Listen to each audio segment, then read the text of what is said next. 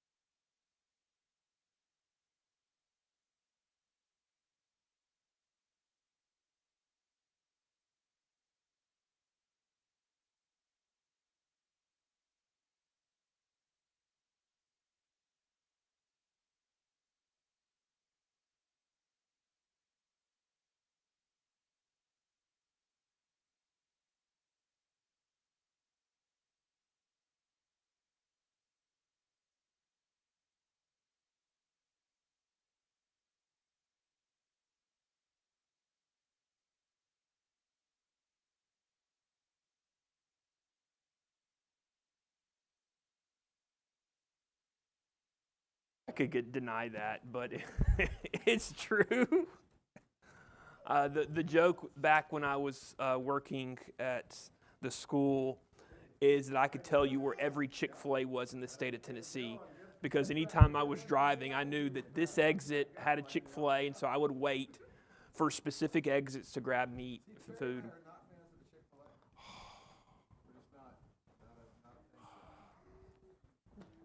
Anyways, we are in Genesis. What'd you say? We are in Genesis 18 tonight, continuing our study through the book of Genesis. And so, by this point in Genesis, we've kind of introduced ourselves last week to Abraham, and we see Abraham as this model of faith, but even though he's often looked at this model of faith, he also has these faults. These moments in his life where he falls short.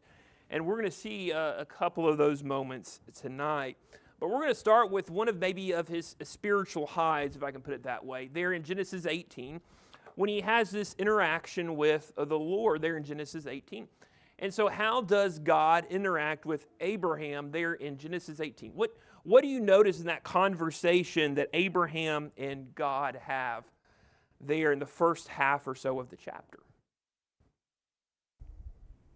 Or maybe even really the entire chapter is a conversation between Abraham and God. Does anything jump out to you?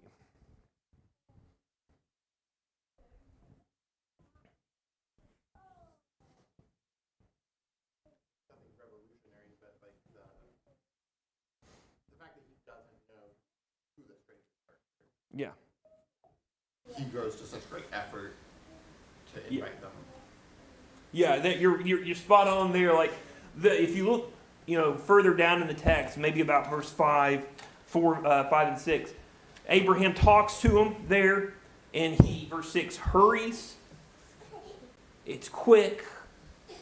He ran to the herd and grabbed the calf, and so they're making fresh bread. Anybody who likes bread, fresh bread's always the best. He finds a choice calf, not the run of the litter, a choice calf, and prepares a calf. And so he's got the milk, he's got the meat, he's got the bread. I mean, this is a feast. He goes to extra lengths for that. And so pay attention. I don't want to spoil the surprise for later, but pay attention and keep these things in mind in how Abraham goes the extra mile here in the first half of the chapter, and kind of compare it to Lot in the second half of the chapter, in the next chapter. So he goes to extra lengths. What else do you guys notice here in this conversation between God and Abraham? How many men show up? 3. I find that interesting for some pretty obvious reasons. But there in verse 1, the Lord appeared to Abraham at the... Wait, what are the obvious reasons? Trinity. Okay. Yeah. Thank you for making me push for pointing out the obvious reason. You never just state the obvious, always state it. Yes, thank you for that. So the Lord appeared to Abraham there at the oaks of Mamre. Have you seen that before? Go back a couple of chapters where Genesis chapter 12, what does Abraham do? He builds an altar there at the oaks of Mamre. And so the Lord appears to him at the oaks under a tree. We're starting to see a familiar theme here in the book of Genesis, how God appears to men around trees. Or man worships God around trees. And so he's sitting by these trees at the entrance of his tent during the heat of the day, and he looked up and saw 3 men standing near him. He bows to the ground. If I found favor with you, don't go past. He goes the extra mile, as Kevin's pointed out already, gets everything prepared, and they go, hey, where's your wife Sarah? There, verse 9, in the tent. And the Lord said, I will certainly come back to you in about a year's time, and your wife Sarah will have a son. Does that strike you as weird? If you're talking to 3 random guys that maybe you've never met before, and they say, hey, by the way, in a year you're going to be pregnant. Does that jump out to you for any reasons? Why would it jump out to you? What is this man doing? Are these men doing? They are, what was that, Lisa? I saw you mouth it. Prophesying. They're foretelling the future. And so this is probably kind of some neon lights are probably flashing in Abraham's head here going, wait a second here, what's going on? This is like the 4th time in the book where I've been told I'm going to have a son. And Sarah's listening in the tent behind him. And Abraham and Sarah, if we haven't forgotten this, it tells us again that they were old and getting on in years. And she was past the age of childbearing. And so she laughs. After I am worn out and my Lord is old, will I have delight? But the Lord asked Abraham, why did Sarah laugh? Can I really have a baby when I'm old? Okay, ladies, would you ask the same question? If the Lord, what'd you say? I just cried. Yeah, it's like, I don't want to start all over again.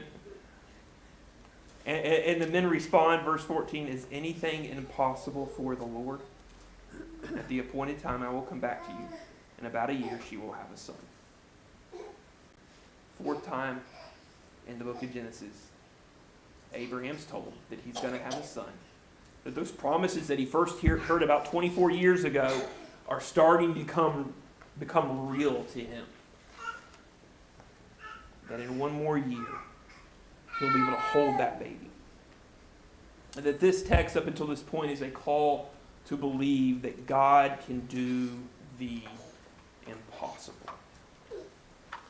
And so God's having this conversation with Abraham, and the men got up and they looked over Sodom and Gomorrah, and Abraham was walking with them to see them off, and the Lord said, verse 17, should I hide what I'm about to do from Abraham? Because, verse 18, Abraham is to become a great and powerful nation, and all the nations of the earth will be blessed through him. For I have chosen him, so that he will command his children and his house after him to keep the way of the Lord by doing what is right and just. This is how the Lord will fulfill to Abraham what he promised. And then in verse 20,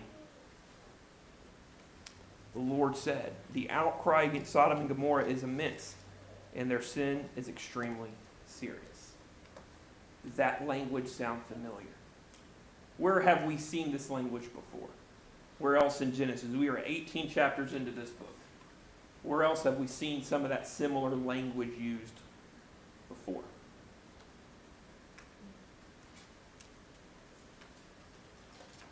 Think back to maybe Genesis 4. What happens in Genesis 4? Cain and Abel. And God says, the blood of your brother is crying out. We see that same language here. We also see a little bit there and maybe a hint and some similar language of Genesis 6 as well. And there in verse 21, I will go down to see if what they have done justifies the cry that has come up to me. Kind of similar to Genesis 11 as well there, where God goes down to check out to see if the sin is as bad as he thinks it is. Obviously, this is personification, if I can use that term. And they go toward Sodom, and Abraham gets into the negotiating, I don't want to say negotiating battle, but that's, bargaining with God.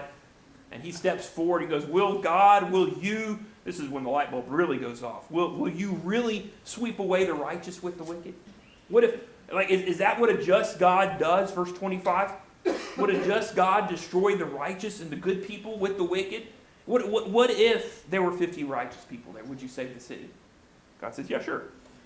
And then 45, and then 40, and then 30, and then 20, and then 10, and finally Abraham says, okay, it's your will. Y'all see anything else there in Genesis chapter 18 that jumps off the page to you? Yeah, Chris? There's a ton of stuff here. This is one of the things where I wish we could take some more time and really step through this, because first of all, just the amount of time that they have a meal together. Yeah. Number one. Number two, the way that God is interacting with Abraham is quite different than by the time we get to Moses, it's completely different. Yeah. It's a whole different ballgame in the way that operate. There's a personal relationship here that's not there. Even to the point where Sarah, he goes, Sarah, you laughed, and she goes, I did not. Yeah. Right? She's arguing. They go, yeah, you did. Yeah. Yeah, you did. Yeah. And so that's a much different. It's a much different relationship. But then again, this is going to be the father of all nations. So but I think that it's worth noting that was the interaction. I think what you're going to see from here is this escalation of God's justice and holiness and some of the other characteristics that have been alluded to or said or stated previously that are going to be amplified as we move forward. Yeah, this is I'm glad you brought up that aspect that this is a conversation, yes, but this meal and this conversation is unlike really almost anything else we see in Scripture. Maybe a couple of examples that are very, very similar or have some similarities, but it's a very unique relationship that Abraham has with God as part of this blessing that he has and this covenant that he has with God. What else do you guys see? Anything else you guys see here in Genesis 18? Because Chris is right. We could camp out and do a lot here. Yeah, Steve? So I am intrigued a little bit by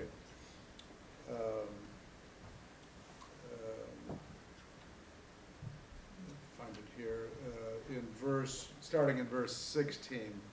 Then the men set out from there, and they looked down towards Sodom, and Abraham went with them to set them on their way. And the Lord said, and here's my point, the Lord said, shall I hide from Abraham what I am about to do, seeing that Abraham will surely become what he's going to become?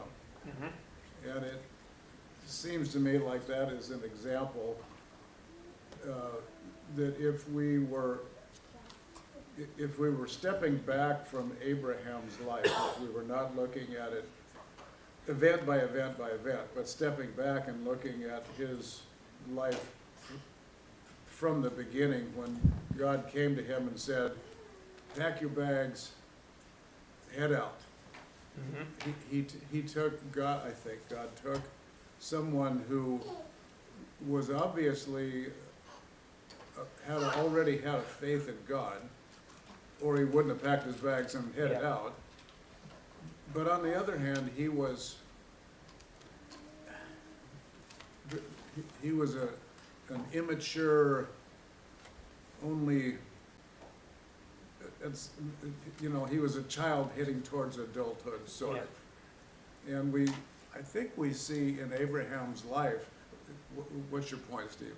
I think one of the things that's happening in Genesis is that we get to see through Abraham's life how God behaves with us. I think there's times, this statement, shall I hide from Abraham what I'm about to do? My guess is that God has hidden from me all sorts of things that I wasn't ready for yet. That's an interesting thought. There's a continuum going on here. Every time Abraham goes and says, she's not my wife, she's my sister. Yeah. This Genesis is just filled with event after event after event. But if you watch what's going on, it seems to me, over time, we're watching the maturity of Abraham. And I always keep going back to this business that God has identified himself as a just God. And sometimes it seems to me that his justness is played out in what he chooses to hold us accountable for at a particular time rather than another time when we should have known better. Yeah. I think you said a word there that I want to focus on. You used the word maturing or maturity. That's what you see with almost all the patriarchs. Like the patriarchs, just spoiler alert as we work through the rest of the book, are not perfect men. There are chapters in the book of Genesis that if we were to make a TV show would probably be PG-13, even into R, based on the things that we read. And you see they have moments of great faith. You alluded to one a moment ago, Genesis 12, 11 and 12, when he leaves his father and mother, leaves the land that he knew to go to a new land. That is an act of faith. And to continue traveling all over the ancient Near East, just waiting for that land. That is incredible faith. But you also see in Abraham moments where he completely drops the ball. The second half of Genesis 12, where he lies about his sister. You mentioned that. He lies about his sister to Abimelech, about his wife, to Abimelech in favor. You see the same sin. You see these moments where they have spiritual highs and these great acts of faith. But you also see these moments where their faith isn't what they need to be. And what you see, and I think you're spot on there, Steve, is God is working with them, I think, and molding them and letting their faith grow. And I loved what you said there, that what you see in the book of Genesis is God demonstrating his character to the patriarchs. That you see God's grace and God's mercy and God's love and God's faithfulness to the patriarchs. But at various times you also see God's justice come in as well.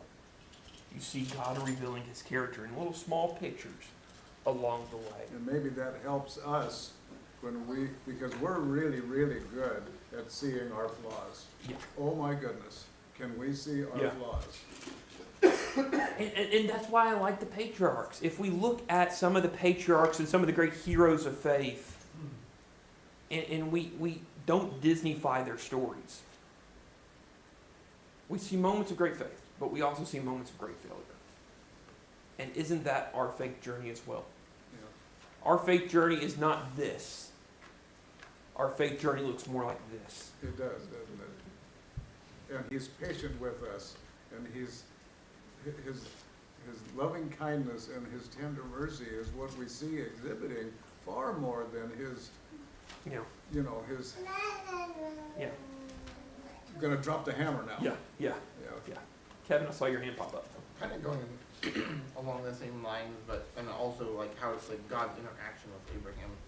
The last half is really a unusual interaction. Like it's not a lot of people in the Bible have this Yeah. type of interaction.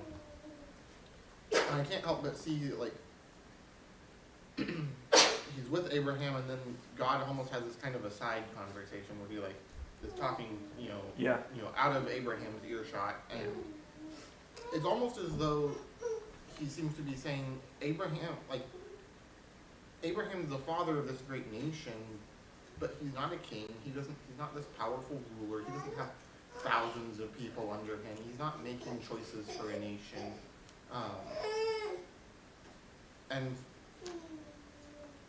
But in a way, he is the father of that. And so God then confronts him with this really tricky question of justice. Yeah. Because it's not like Abraham was oblivious to what was going on, like what Yeah. Sodom and Gomorrah were.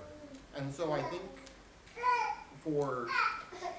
I don't think God's asking Abraham because God doesn't know what he's going to do with Sodom and Gomorrah. But this is like a morality ethics question that you would pose, in a class like that you would have. And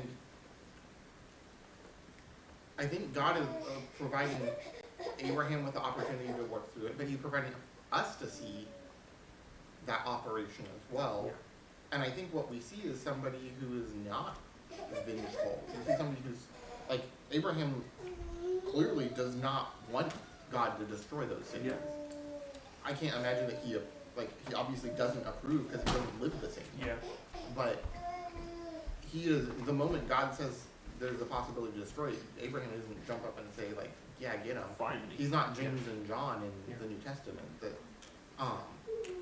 Instead you see compassion. Yeah. And this very humble discussion with God of like trying to get into God's mind too, of like, surely you won't, if there's just like any righteous people, you won't destroy it for the sake of the righteous people. And I think that is,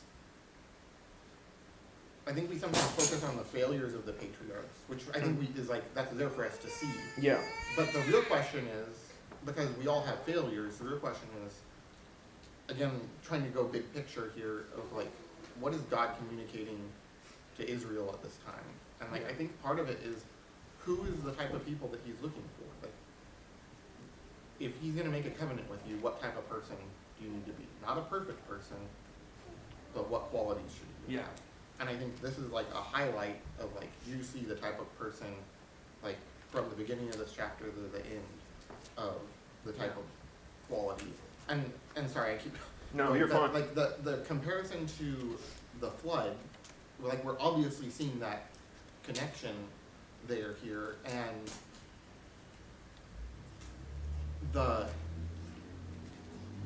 that's just not a choice that man makes. Like men don't make those choices of this magnitude or to determine justice like this, and yet God still poses the question to Abraham to think about. And I think like I don't know if there's a test as much as it's teaching. But I kind of question like I question how compassionate we are. Like I think as far as the self-reflection goes, like were we posed the same question about some of our least favorite parts of the country or the world, or our least favorite cities, would we be as compassionate as Abraham is? Yeah. I think it says something both about Abraham as an intercessor and God's compassion that, and even patience, that Abraham is willing to intercede for a city that he doesn't live in, knowing full and well that it's a very wicked city, and he negotiates God down from 50 to 10. Like, God's not only patient with Abraham, he doesn't want to destroy the city. And yet the city is that exceedingly wicked. That as he wrestles with that, and I do think that's an interesting perspective you bring there, Kevin, in terms of it, this story gives us kind of a peek behind the curtain to understand God's sense of justice there in the text. Yes, Steve? There's another little something going on here, perhaps. I have found myself time and time again going back to the lesson that Chad Siktish taught here some years ago now about what's not written in the Bible. That has just stayed with me, and I've thought about it often. And there's this section, I'm looking for it here really quickly, where it talks about verse 20, the outcry against Sodom and Gomorrah is great, and their sin is very grave. That sort of jumps out at me in perhaps the same way that the flood, the lead up to the flood jumps out at me. Yeah. I forget exactly what that language is in there, but the language essentially says, it got so bad, everybody's wicked, everybody's evil. And I find myself asking the question, I get tricked into asking myself the question here, so if God knew that Sodom was such a rotten place, why was he sitting on his hands doing nothing about it?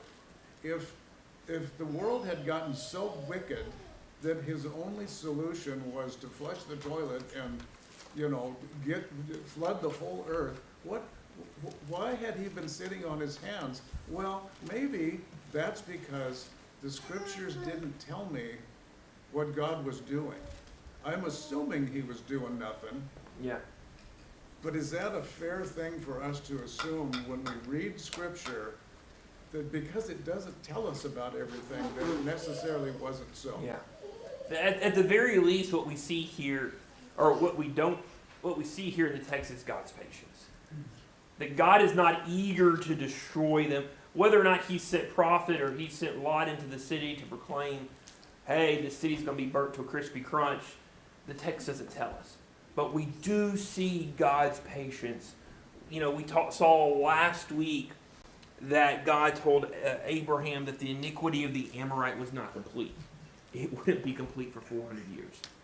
That God gave the Amorites 400 years to turn things around. When it came to Israel, a little later in the Old Testament story, he gave them prophet after prophet after prophet before he sent judgment. God is extremely patient. What is that scripture that talks about God's patience isn't counted in the same way that, where am I at? I think you're thinking 2 Peter 3. The Lord is patient, not willing that any should perish, but all come to repentance. Is that the one you're thinking of? Well, there's something that tells us that we're not going to be able to understand God's patience. It's his patience, I'm not going to get there. Sometimes I remember not to be dangerous. Okay, any final thoughts on 18 before we move to 19? So, Abraham finds out Sodom and Gomorrah are going to be destroyed. Meanwhile, two angels enter Sodom in the evening as Lot was sitting in Sodom's gate, or gateway. Remember when we first saw Lot, after Abraham and Lot went their separate ways there in Genesis 13, where was Lot? Where did Lot go? He went near Sodom. Chapter 14, we find out he is in Sodom. By chapter 19, he's not only in Sodom, he's in the gateway. He's in the city center. For lack of a term, he is perhaps serving on the city council. He is a ruler, a leader in this city. He has slowly gotten closer and closer. And when Lot saw these men, he got up to meet them, and he bowed with his face to the ground. And he says, "My lords, turn aside to your servant's house and wash your feet and spend the night. Then you can get up early and go on your way. And they said, no, we would rather spend the night in the square. But he urged them so strongly that they followed him and went into his house. And he prepared a feast and baked unleavened bread for them, and they ate. As we're working through Genesis 19, what stands out to you there in Genesis 19?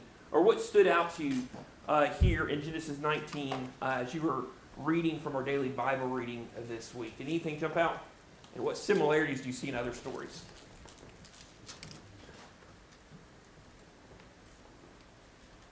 For me, it was just disturbing. Yeah, I mean, the first 3 verses are all right, and from verse 4 on, yeah. it's horrible. Yeah, you like the first 3 verses. I mean, just real quickly, let's compare what did Abraham feed them? Bread and milk and a choice calf. What is Lot feeding them? Unleavened bread, a feast. It doesn't say what the feast was, but there's no mention of a meat, no mention of a cow, no mention of a choice calf. So it seems to be that Lot is not as urgent. Lot is not treating them with maybe the same respect, perhaps, that Abraham would. And so starting in verse 4, as Craig has pointed out, things kind of start to spiral there. Kevin, what do you see? I disagree with you. Okay, how so? I think that I don't think it goes into his great detail. I think it's being a bit dismissive of saying that it's a feast. The bread that Abraham baked was also unleavened bread. So, like, it's... I think that Lot is imitating his uncle that he lived with. I also see great courage here. Like, I think that it's an overly negative interpretation to say that because he moved into Sodom, he was going down the toilet. Because here he's in this horribly evil city, Yeah. and he is the only righteous person there. Yeah. And yet, he is trying to work from that point to live righteously and be a good example. So, like, the leaders of the city sat in the gate. Yeah. He knows what people do to visitors, Yeah. and so he jumps up, Yeah. he humbles himself and bows Yeah. himself before them, and he doesn't take no for an answer. No. And I think you're spot on. And I think it is interesting to note I don't want to say apostasy, that's a harsh word, but his drift towards Sodom. But Kevin, you are right that he urgently steps, like you said, like he knows what goes on in Sodom at night. Like you've ever gone to Vegas, you know what happens at Vegas at night. Like stuff gets handed out on the streets. We found that when we were driving. I was like, okay, I didn't expect that. He knows, and he's urgent about it. So yeah, I think you bring up a good point about the urgency in him trying to lead and say, you're not going to spend your night on the street corner. You're coming here because I don't want this to happen to you. I know the way that people act here. I think that's a good point to think about. There in verse 40, before they go to bed, the men of the city of Sodom, both young and old, the whole population surrounded the house. And they call out to Lot, "Where are the men who came to you tonight? Send them out so we can have sex with them." And Lot went out to them at the entrance and shut the door behind him. He goes, "Guys, don't do this evil, my brothers." And instead, he says, "Here's my daughters."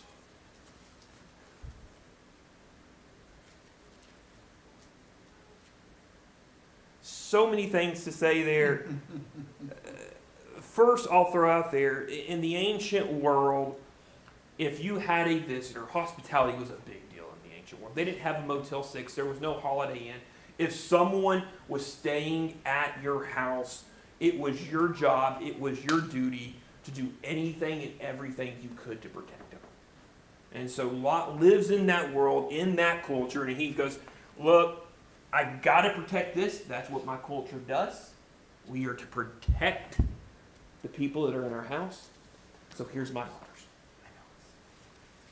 For us today, for a child of God, that is just a horrendous thing to do to your daughters. As fathers of daughters, those of you guys who are here who are fathers of daughters, I know you probably wouldn't do that, probably being the understatement of the century. But that's what Lot does here in the text. Well, we assume, so. Go ahead. So a couple things, I mean, so first of all, we assume that in any way this is the right thing to do, which Yeah, it's not. yeah. Or that God in any way endorses it, which I don't think he Yeah. does. It's a recording of fact, and it's a recording Yeah. that has taken us from looking at Sodom and us going in chapter 18, okay, Sodom, that must have been pretty bad, to understanding the level of depravity that has overtaken the entirety of the city. Mhm. And Lot is just in a situation where he's making some bad decisions along the way too. Yeah. To try and just figure this thing out. And Yeah. at the end of the day, what's gonna end up having to happen is, he's gonna have to, he and his family are gonna have to make decisions. He's the only one, Yeah. His wife ends up looking back. I mean, that's the thing. Yeah. There's this dilemma that he's under, and I can't imagine the level of stress that he's under. It's not Yeah. an excuse at all. No. But I think if you can't read chapter 19 and not come away sickened by the level of depravity that's present in that area. Yeah, I think there's the depravity there that every man, this text says, was at the doorstep. Send them out so we can have sex. Like, this is not a good situation in any sense of the word. I do think, especially as the story progresses, that Lot and his family seem to be influenced by the city of Sodom. First off, you see that influence potentially there in verse 8. Here's my daughters. He's trying to make the best of a bad situation, makes a terrible decision that I think we would all agree with. And he goes in, sends them out. He goes in, verse 14, tells his sons-in-law who were going to marry his daughters, hey, get out of this place, for the Lord is about to destroy the city. And they thought he was joking. And so the daybreak, he's delaying. He's supposed to get out of Dodge. He is delaying. At daybreak, verse 15, the angels urge Lot, get up, take your wife and your 2 daughters, and get out of here. You're going to be swept away. Verse 16, he hesitated again, and because of the Lord's compassion, the men grabbed his hand, his wife's hand, and they brought him outside the city. And the angels got him outside and said, run for your lives. Don't look back. Run to the mountains or you'll be swept away. And then what does Lot say? Those are too far. It's been a while since I ran a 5K. Can I go to Zoar? And God, in his patience and his mercy, says, okay, go to Zoar. And when Lot reaches Zoar, the sulfur, the fire and brimstone, all comes down. But Lot's wife looked back. And so the city was destroyed. And so Lot departed Zoar, lived in the mountains along with his 2 daughters, because he was afraid to live in Zoar. And they come to this cave, and they're like, our father is old. We lost our fiancés in the destruction of Sodom and Gomorrah. What are we going to do to have kids, to continue our family? I got an idea. Let's get our father drunk and sleep with our father. And so one does the first night, the second does the second night. And they both get pregnant. And they name them Moab and Ben-Ami. So a couple of things to unpack there. So you see the influence of Sodom and the depravity of Sodom there in Sodom in verse 8, where he uses his daughter, Lot uses his daughters as a way of kind of calming down the situation. But you see it on his kids too, where their solution to continuing the family line is getting pregnant by their dad. It's incest. So you see that play out there. Yeah, Kevin.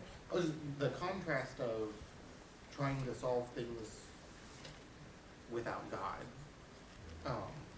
And so before we already saw Abraham and Sarah, they were promised an heir, but it kept not happening, so they tried to solve it without God. And then now we see, but then the men just came to Abraham and repeated the promise. And now, I think seeing Lot like, Lot knew that it was all wrong. I think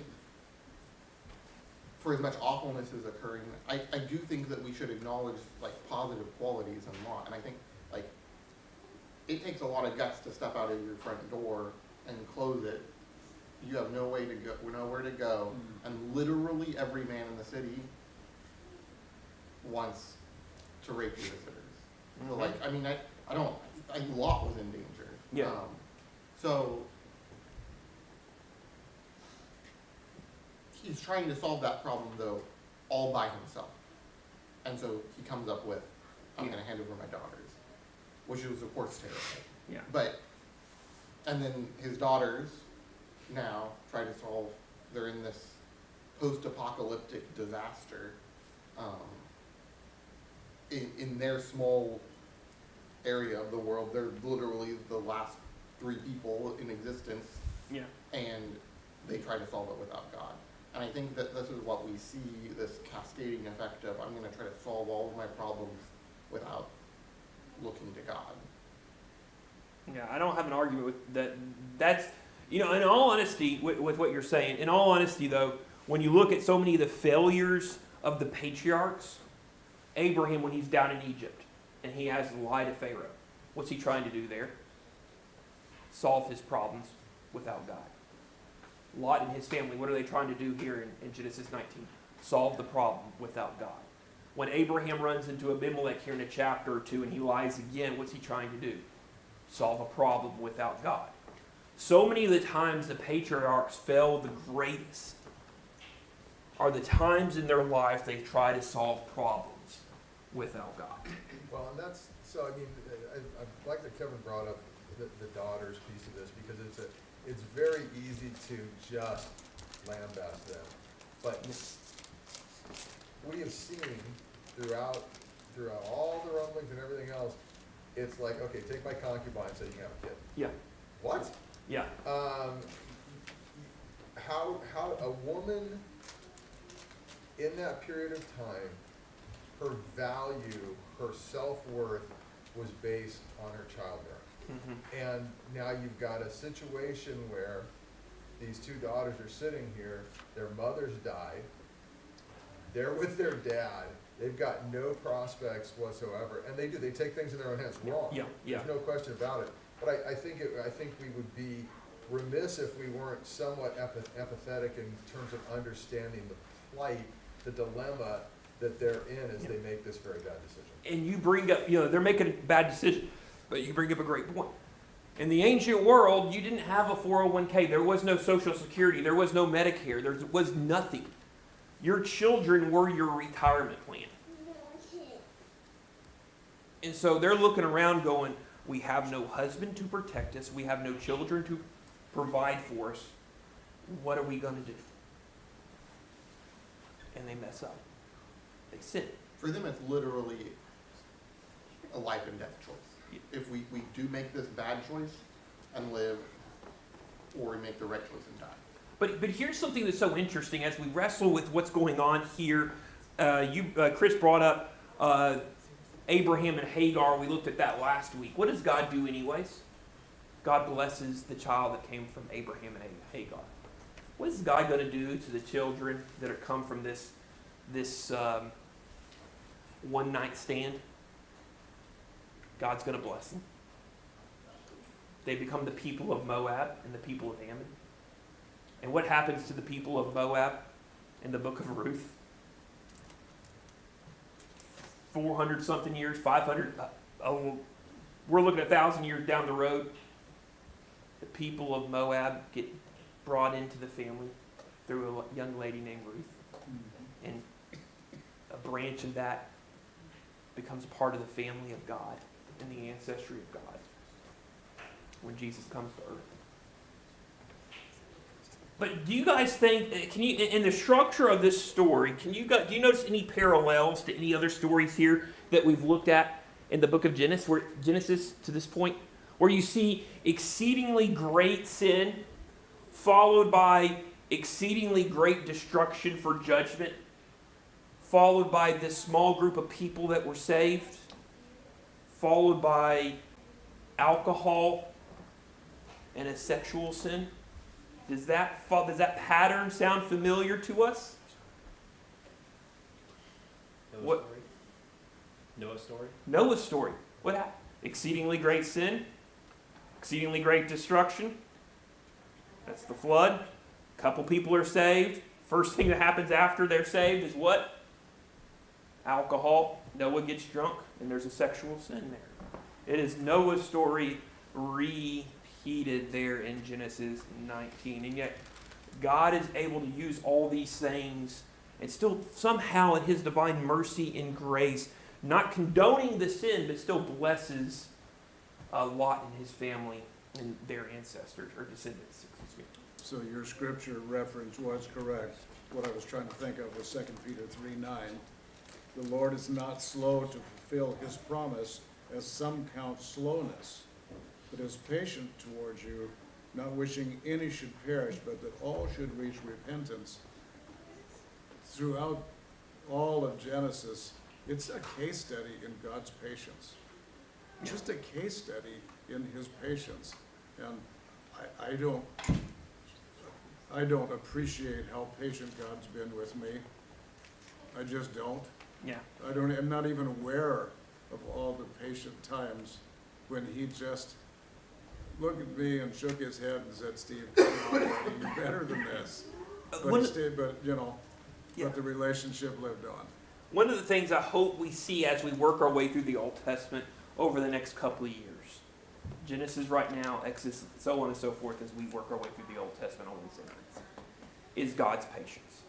Because I know if your upbringing was like mine, that maybe your impression was that God in the Old Testament was a God of vengeance and a God of anger and a God who went around destroying people just for the kick of it.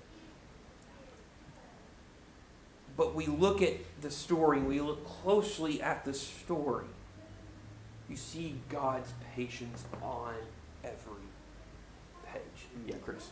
I think we lose sight of God's patience in the Old Testament because if we look at the New Testament, you got 90 years, Yeah. maybe, and really 30 of those are that's sort of a preamble, and then you got a 2.5 year period, 3 year Yeah. period, and then you got another period after that. Really, then you have a gap of 20 years, and then you have Revelation.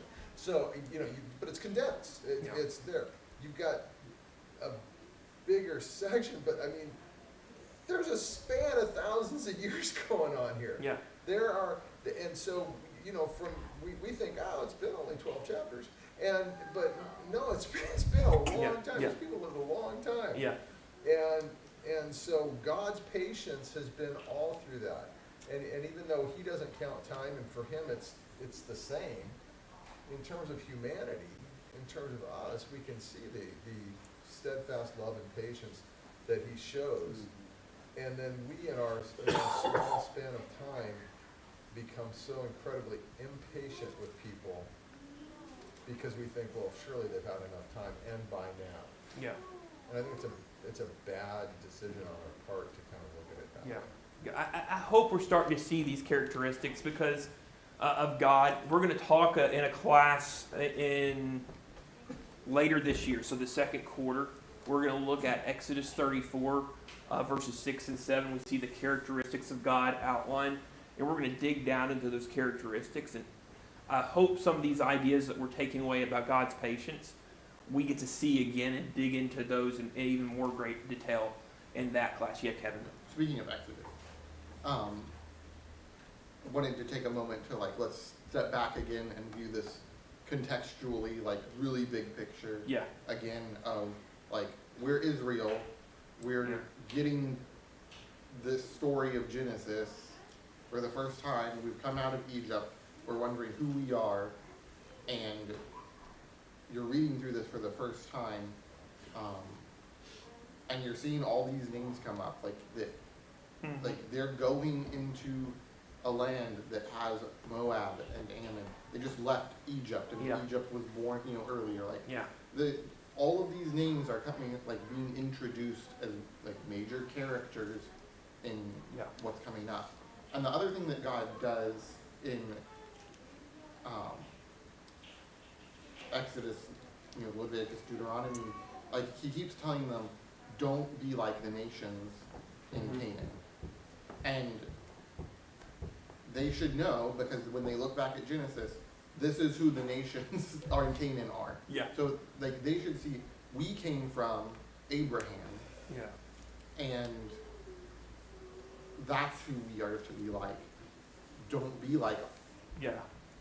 Yeah. Lot's daughters. Do Don't you think be like. there were any oral traditions prior to that, though? I mean, I'm trying to think of that, I mean, you've got, so Moses is the one documents, he gives it to Israel, but I mean, I'm making an assumption here that there's some level of oral tradition that had components of it, maybe not to the extent that you're talking about, Kevin, and I agree with that there's the pieces put together, but there would be components of it, I would assume.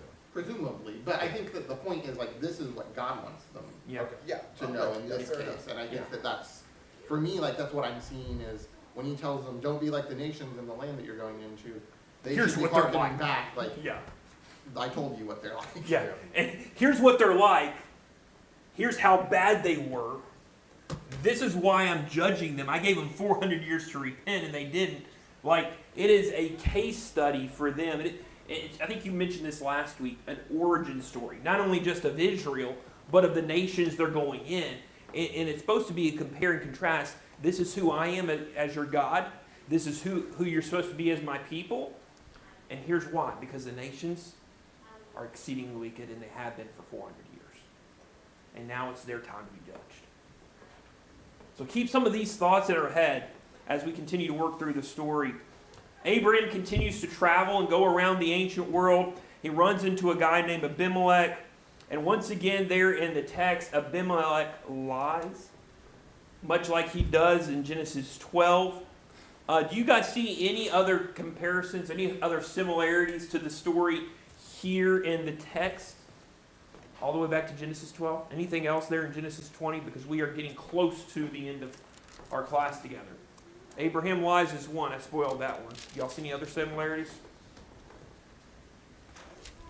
to Genesis 12 and Pharaoh?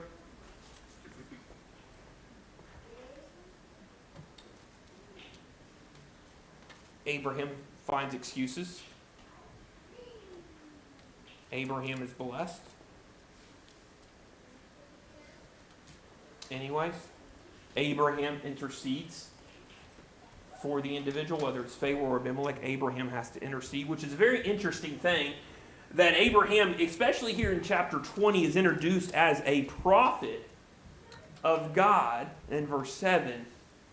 And yet this prophet of God is lying and has to intercede for the guy he's actually wronged. It's like the weirdest thing to think about there in the text. And then finally, there in chapter 21, at the ripe old age of 100, Abraham becomes a father and Sarah is 90.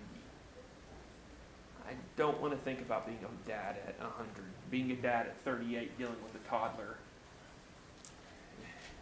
keeps me on my toes enough. Not much less being 100.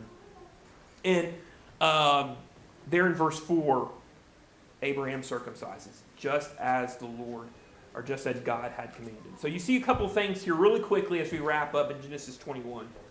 That God acts to make sure, miraculously, that Sarah, a woman who is beyond childbearing years, has a baby. Abraham responds to God's act, just as God has commanded, and then Sarah speaks there in verses 6 and 7. I think one of the reasons that Abraham is exalted as this great hero of faith, despite his failures, is that when God tells him to do something, what does Abraham do? He does it. He obeys God. Any final thoughts all the way to chapter 21?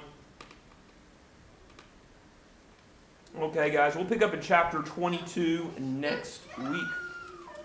On that note, class dismissed.